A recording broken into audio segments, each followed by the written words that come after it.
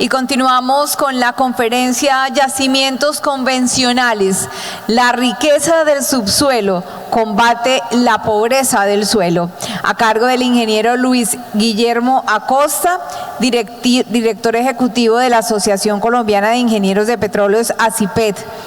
El director de ASIPET es ingeniero de petróleos de la Universidad de América, cuenta con más de 30 años en el sector de hidrocarburos, donde ha tenido la oportunidad de desarrollar su vida profesional en países como Canadá, Estados Unidos, Gran Bretaña y Colombia, en empresas como BP y Schlumberger. En su formación académica resalta su maestría en Ingeniería de Petróleos de la Universidad de Alberta. También es magíster en Administración de Negocios, graduado de la Universidad Politécnica de Cataluña y ha realizado diversas especializaciones y cursos enfocados al desarrollar retos y oportunidades de la academia para enfrentar la transición energética. Bienvenido, ingeniero.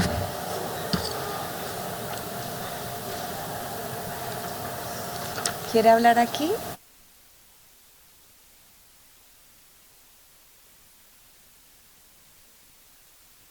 ¿O quiere usted? Sí, señor.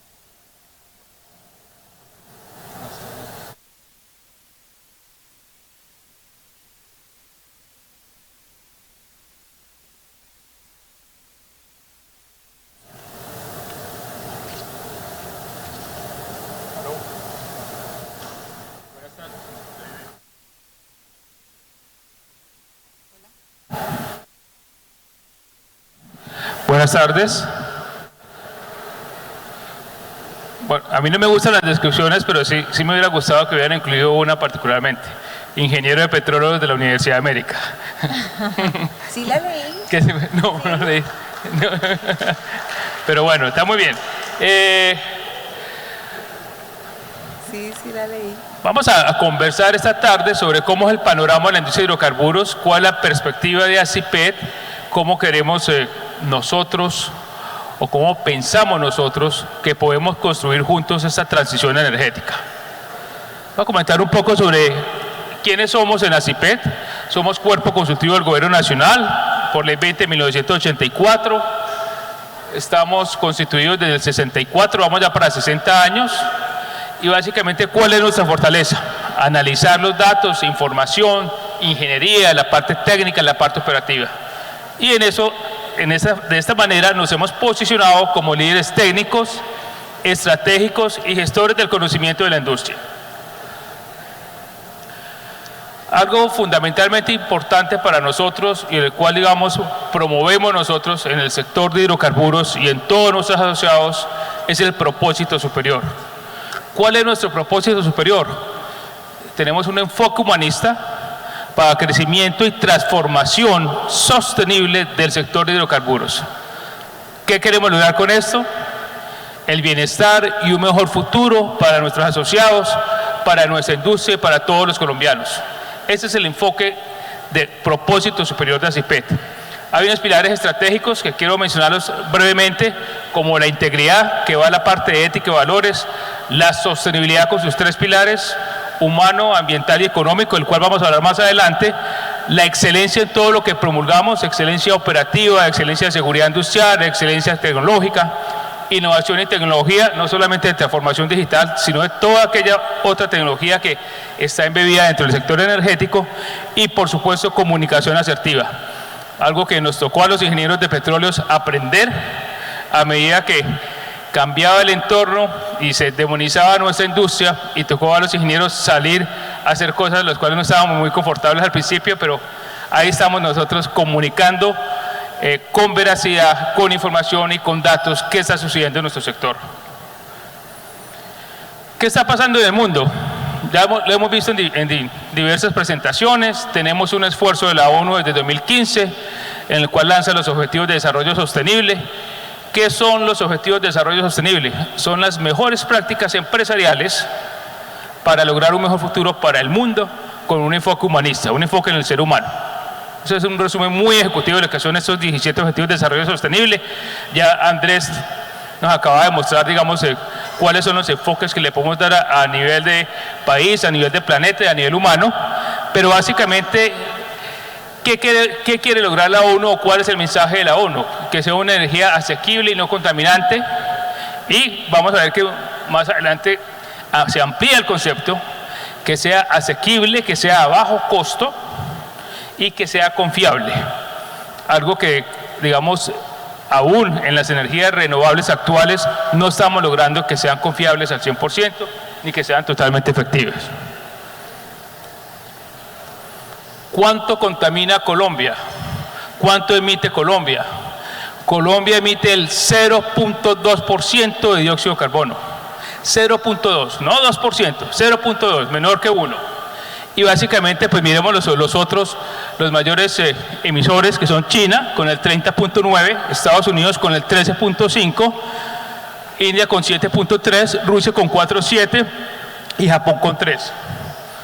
Para los economistas y los ingenieros, dividan el porcentaje de esos países sobre Colombia y van a ver la cantidad de veces que estos países emiten sobre lo que verdaderamente emite Colombia.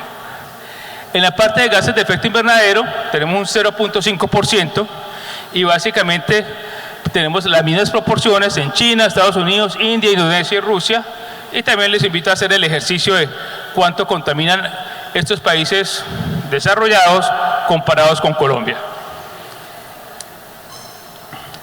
Ahora, estos países desarrollados, en la gran mayoría de ellos, el mayor contaminante es el sector de hidrocarburos. En Colombia no. Tenemos otra perspectiva diferente de cuáles son los mayores contaminantes. El mayor problema que tenemos en Colombia, y ya lo hemos visto en otras presentaciones, no solamente en esta, es el uso de la tierra y deforestación. Ahí tenemos un 56% del porcentaje de emisiones que tiene el país.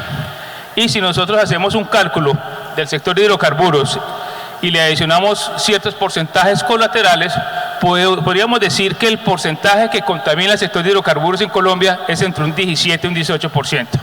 Realmente algo mínimo de una industria que está muy controlada y que en todos los planes de las compañías de operaciones u operadoras y en las compañías de servicios ya está la parte de cómo descarbonizar todas sus operaciones y cómo lograr un futuro sostenible y más próximo. ¿Qué está pasando? La transición energética. Hemos hablado muchas veces. Vamos a tratar de definir en palabras simples. La transición energética es una transformación de fuentes no renovables, en el caso de los hidrocarburos, a fuentes renovables.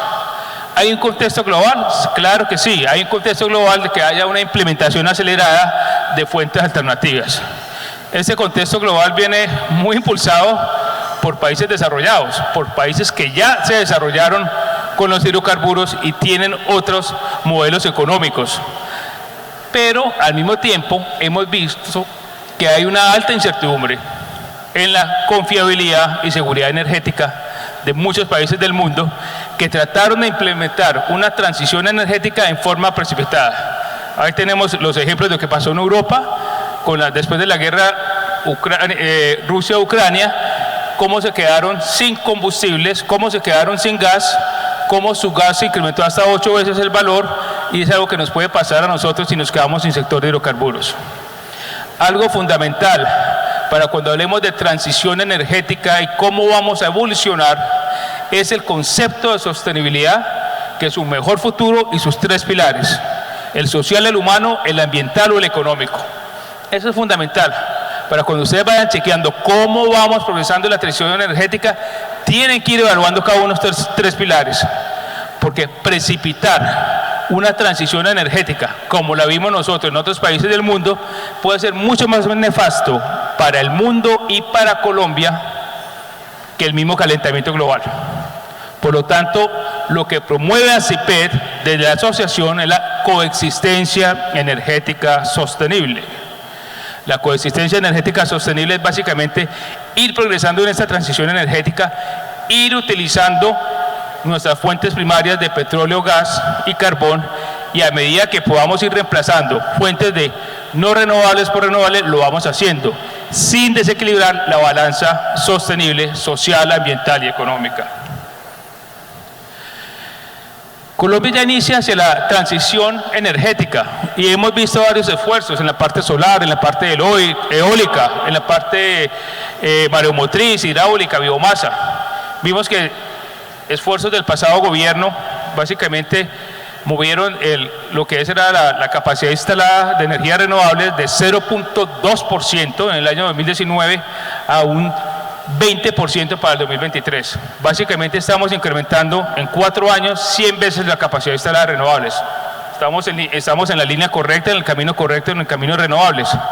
Asimismo, y dependiendo, les van a preguntar a ustedes por qué la matriz eléctrica colombiana es tan limpia, y depende de cómo se mide este 70 u 80%. Andrés hablaba de un 70% si sumábamos renovables y la parte hidráulica.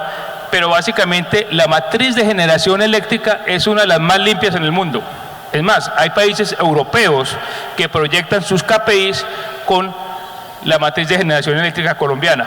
Entonces, en ese sentido es la limpieza que nosotros tenemos en la parte de generación eléctrica, y en ese sentido estamos muy positivos.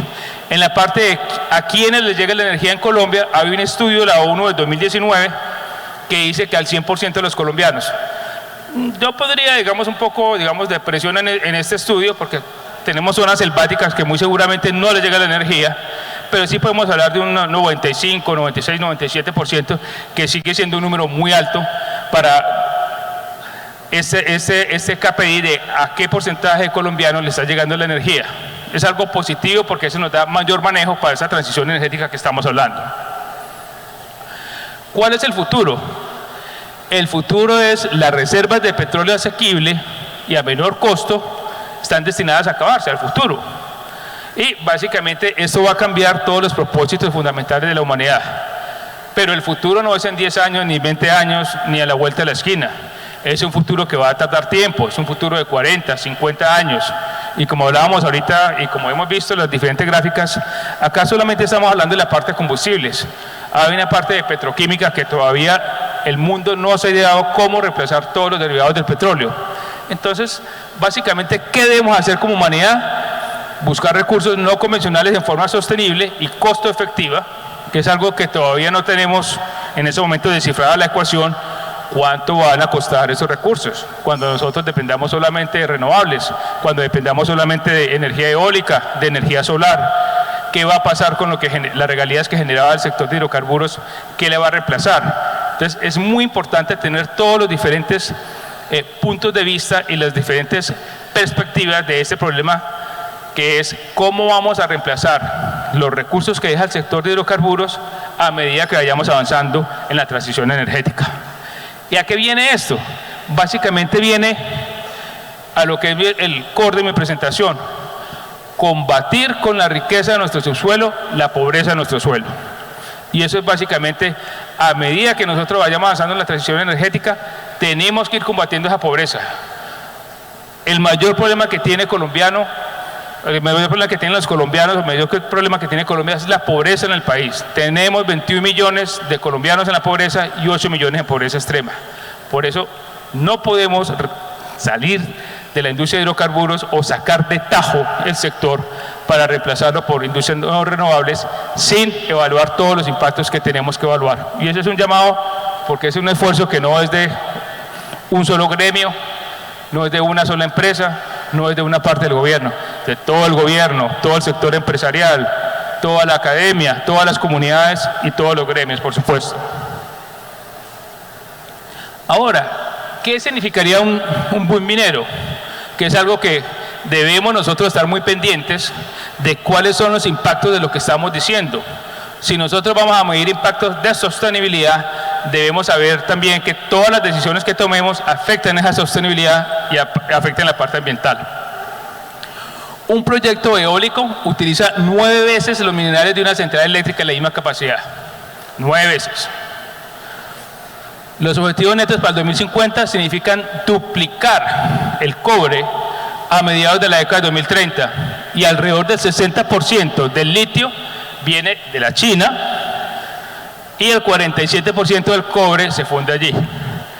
Entonces, no es por ser maliciosos, pero cuando escuchamos ciertas declaraciones del gobierno de la China, en la parte de renovables, pues sabemos por dónde va el agua al molino. Estos son porcentajes que muy seguramente van a fortalecer a China a futuro a medida que ellos vayan avanzando en la transición energética. Asimismo, tenemos que ver todo el ciclo sostenible. De dónde viene el litio, de dónde viene el cobre, cómo fueron las minas que están explotando el litio, cómo fueron las explotaciones de cobre, cuáles son las situaciones de seguridad industrial, de excelencia operacional, de la parte humana, porque eso no lo podemos sacar de la ecuación. Creo que es algo que nos debe preocupar como colombianos, de dónde va a llegar ese material nuevo para los renovables en Colombia. ¿Qué pasa si Colombia no tiene autosuficiencia energética? En el 2022, el sector de hidrocarburos dejó entre impuestos y regalías 61 billones de pesos. Esto obviamente, si no tenemos el sector de hidrocarburos, pues desaparecería. Si no tenemos sector de hidrocarburos y debemos suplir esa deficiencia de hidrocarburos, podemos hablar fácilmente de un galón de gasolina a 50.000 pesos.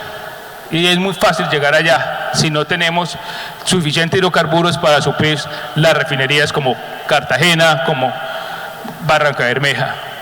El precio fácilmente se puede multiplicar mínimo por 8 veces. Vimos en Europa qué pasó hace poco con el incidente de la guerra, y eso puede pasar fácilmente en Colombia si nosotros no tenemos suficiente gas en Colombia. Hay alrededor de 6.000 millones de dólares que tendríamos que emplear en gastos para suplir cómo vamos a hacer llegar esos hidrocarburos necesarios para refinar y lograr el consumo interno de Colombia. Ingresos para la nación. Yo les hablaba en el conversatorio que es muy importante en todos unirnos para tratar de sacar adelante la hoja de ruta del sector energético. Para sacar adelante esta hoja de ruta del sector energético, ¿qué necesitamos? Datos, información, análisis de los ingenieros de petróleos, de los economistas, de todos aquellos que están involucrados en estos números, para poder saber exactamente cuánto estamos dando nosotros en educación, cuánto vamos en servicios, cuánto vamos en salud, infraestructura y acueductos, y qué va a pasar con esa pobreza en Colombia.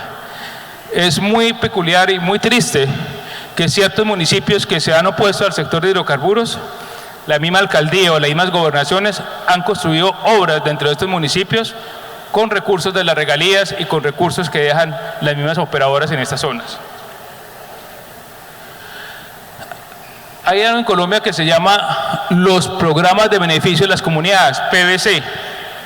Las compañías, generalmente las operadoras, no solamente pagan ese 1% de sus proyectos, sino que muchas se duplican o se triplican. Y algunos que están acá, operadoras o aún de servicios, saben que eso es así. Básicamente en estos últimos 10 años ha habido 4.200 proyectos de PBC, inversión de 857.000 millones, beneficiados alrededor de 9 millones y 22 departamentos donde ha llegado el PBC. Esto es solamente la parte obligatoria, no es la parte extra que están dando las compañías, que es muchísimo más que este valor. Pues es el nivel de alcance donde llegan, digamos, los programas de las comunidades y donde la industria y sus yacimientos tratan de suplir esa pobreza que hemos hablado. ACIPET ha elaborado una serie de proyectos de pedagogía regional en el cual, como no somos ni industria ni gobierno, somos puentes de comunicación entre la industria, el gobierno, las comunidades, para llevar con veracidad cuáles son los beneficios de la industria, qué es lo que debe aportar la industria al sector de hidrocarburos y cómo pueden analizar las comunidades lo que está pasando en sus regiones. ¿Cómo hacemos estos proyectos de pedagogía regional? En un lenguaje muy sencillo, que entienda todo el mundo. Desafortunadamente, los ingenieros por mucho tiempo comunicábamos nuestros mensajes en términos de ingeniería y nadie nos entendía. Esto ha cambiado, tenemos que ir a las comunidades a hablar con ellos, retomar esa confianza que se perdió en esta demonización de la industria y tratar de establecer vínculos con información, con datos, con ciencia e ingeniería. En proyectos de pedagogía regional hay un proyecto muy lindo que yo invitaría a los gerentes de compañías a que piensen en él, que es la formulación de proyectos con base en regalías. Este es un proyecto que nosotros lo hemos hecho en nuestras regiones y nos gustaría desde ACIPET promover este proyecto. En este momento hay 28 billones de pesos de regalías sentados haciendo nada, porque las regiones, las gobernaciones y municipios no saben cómo formular un proyecto relevante para sus regiones. Si nosotros logramos, digamos, utilizar ese dinero para proyectos de acueducto, alcantarillado, energía, sería un beneficio enorme para todas esas regiones del sector de hidrocarburos. Producción de gas y petróleo, 1.066 millones de pies cúbicos diarios y una producción de petróleo en Colombia de 754.000. ¿Qué le mostraba Andrés? La producción de Campetrol va a 735.000. Vamos en el sentido contrario. En vez de tratar de ir a lo que fue el 2019, que eran alrededor de 880.000 barriles, vamos en sentido contrario y pasamos de 754.000 en el 2022 a 735. Esa es una preocupación grande. Quiere decir que nuestra producción se está agotando y si no exploramos, pues va a irse más abajo aún esta producción. ¿Cuál es el consumo de gas en Colombia? 966 millones de pies cúbicos diarios y 339.000 barriles diarios. Entonces, estamos muy precisos, estamos en este momento supliendo las necesidades del país, pero si paramos la exploración, muy seguramente no vamos a tener ni con qué suplir esas necesidades del país. Hidrocarburos y sus derivados, ya el doctor Acosta nos hizo también nos mostró el árbol y ahorita Andrés también nos mostraba toda la parte petroquímica. Pero eso es muy importante, esto es muy importante porque cuando se habla de transición energética siempre hablamos de combustible solamente y se nos olvida la parte petroquímica, que es otra cantidad de barriles que se necesitan para hacer todos esos productos de la vida diaria que sin ellos no podríamos vivir. ¿Qué pasó en el 2023? Ecopetrol duplica su inversión de capital para el 2023 por los proyectos costa afuera. No obstante, el resto de las compañías, y estoy hablando Sierra Col, Pares, Gran Tierra, Cepsa, Canacol, el resto de las compañías bajaron en un 33% su inversión de capital. Eso es algo muy preocupante. Y bajaron en 170 millones lo que tenían presupuestado para exploración y algo más preocupante aún, bajaron en 200 millones de dólares lo que tenían destinado para producción, pozos que ya estaban produciendo y dejaron de invertir en esos pozos por toda la parte tributaria y toda la parte de problemas de orden público que está teniendo el país en este momento. Si nosotros, si ustedes siguen algunos de ustedes los informes de Campetrol, vimos que en febrero en el país bajamos en 13.000 barriles diarios por cuenta del orden público, algo que también nos preocupa. Vamos bajando en inversión de capital, vamos bajando en producción y ahora las reservas. Tenemos 7.7 años de reservas de gas en Colombia y tenemos 7.6 años de reservas de petróleo. Esto va a cambiar ahorita en la nueva certificación que nos va a llegar de la NH, que generalmente llega alrededor de mayo, pero los números no se esperan que sean mayores que esto. Los contratos, algo que multiplicamos muy deportivamente como si todos estos contratos fueran a ser exitosos. En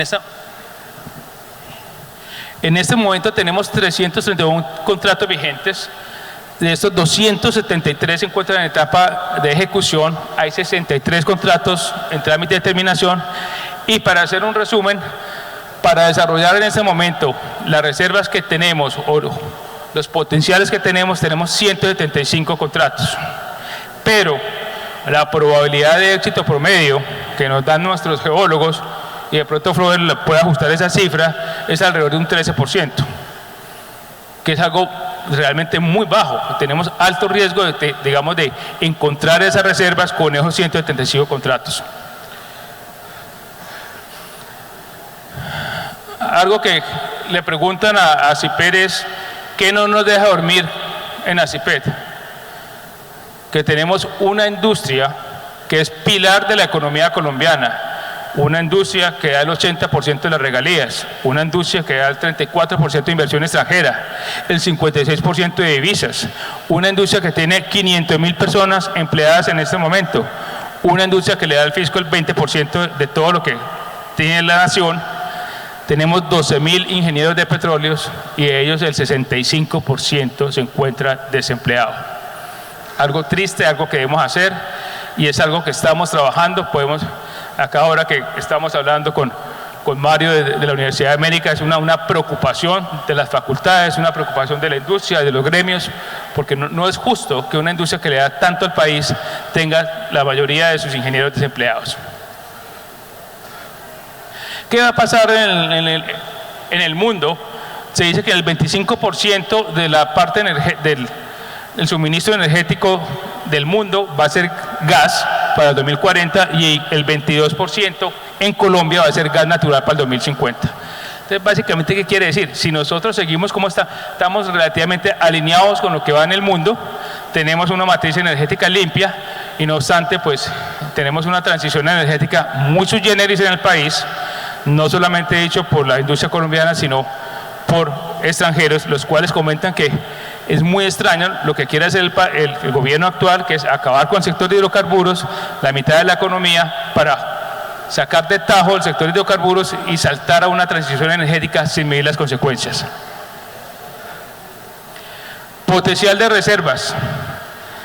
Estas son las reservas que tenemos nosotros, como les dije anterior, alrededor de 2.039 millones y 3.1 TCFs.